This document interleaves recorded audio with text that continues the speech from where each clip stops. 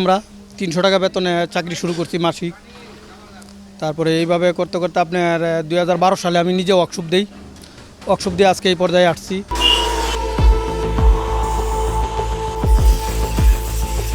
এর ভিতর করোনায় লস গেছে, সরকারি যে কোনো আন্দোলনে আমাদের উপরে এফেক্ট পড়ে, এমনকি যে কোনো জিনিসের ভিত্তিতে আমাদের পরিবহন আমাদের এই ওয়ার্কশপের উপরে এফেক্ট করে। কিন্তু আমাদের প্রতি সরকার আজও পর্যন্ত কোনো কিছু করে নাই যে এই জিনিসটাতে এই সেক্টরটা ডেভেলপ হবে, এই জিনিসটা কেমনে পিছাবে এই চেষ্টাটা সবাই করে, কিন্তু এই সেক্টরটা কেমনে আগাবে এটা বলে না। ঢাকায় আসছি, আইসা আমি ড্যান্স ইঞ্জিনিয়ারিং ওয়ার্কশপে চাকরি করছি। এখান থেকে চাকরি করার পরে আমি নাভানা গ্রুপে চাকরি করছি। নাভানা গ্রুপে চাকরি করার পরে আমি এই ওয়ার্কশপ দিলাম। এই ওয়ার্কশপ দেওয়ার পর নিজে যখন ঢাকায় একটু আশুলিয়াতে জায়গা কিনে ছোট্ট একটা বাড়ি করে থাকতেছি।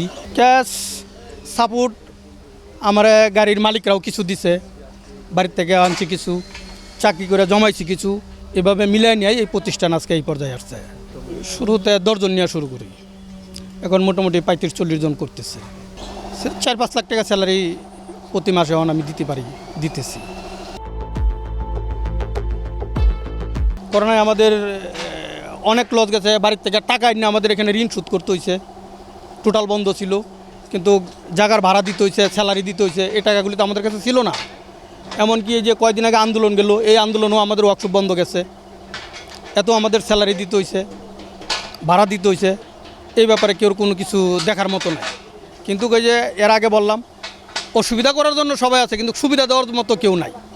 সুবিধা নিজেরই কষ্ট করে করতে হয়। মনে করেন ইন্ডিয়াতে চেসিস আসতেছে, জাপান থেকে আসতেছে, গাড়ি মালিকের এখানে একটা চেসিস ঢুকাচ্ছে। আমরা এইভাবে আস্তে আস্তে মনে করেন প্রথমে বডি স্ট্রাকচারটা করতেছি, তারপরে সিট লাগাচ্ছি, পেন্ট করতেছি, তারপরে সিটের কাজগুলি এইভাবে একটার পর একটা এইভাবেই প্রক্রিয়া হচ্ছে আর কি। প্রতি মাসে 2-3টা গাড়ি ডেলিভারি দেওয়া যায়, এর বেশি দেওয়া যায় না। চাঁদা কম বেশি হয়, এটা আছে, থাকবে, এটা আজও পর্যন্ত কেউ ফিরাইতে পারে না। কম বেশি কিছু না কিছু দেওয়াই লাগে। আমার মনে হয় বাংলাদেশ সৃষ্টির পর থেকে হয়ে আইছে, এমনও হচ্ছে, অতীত সম্ভবত হবেই। এটা আজ পর্যন্ত কেউ ফিরে পারছে এটা আমার জানা না। পুলিশের কাছে রিপোর্ট করলে এটা আরও উল্টা ঝামেলা হয়। পরিশ্রম যদি করতে পারে সফলতা আসবেই। পরিশ্রমের উপরে নির্ভর করব, আর আপনার সততার উপরে নির্ভর করবো আপনি কতটুক ব্যবসাটা কতটুক নেবেন। লাভ লসের হিসাব, গাড়ি না থাকলেই লস, গাড়ি থাকলেই লাভ, এভাবেই চলে। ছোটোবেলা তো কল্পনা গ্রামের বাড়ির লেগেই ছিল, কিন্তু গ্রামের থেকে আজকে প্রায় 30-32 বছর হইলো ঢাকা আসলাম।